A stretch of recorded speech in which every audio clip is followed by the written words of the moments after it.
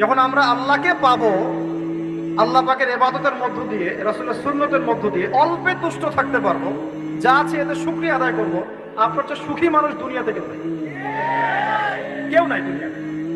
কিন্তু বস্তুবাদিতা আপনাকে এই আকীদা আদর্শ থেকে সম্পূর্ণ ডিমোটিভেট করে দেবে।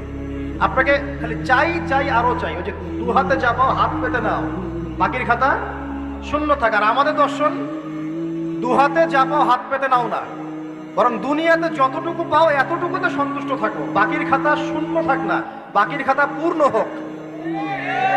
মানে পরকালটা বাকির খাতা না, পরকালের বাকির খাতাটা পূর্ণ হোক। প্রয়োজনে দুনিয়ার সব চলে যায় যাক, প্রয়োজনে দুনিয়ার সব যদি চলেও যায় যাক, তারপরে বাকির খাতা কি হোক? পূর্ণ হোক।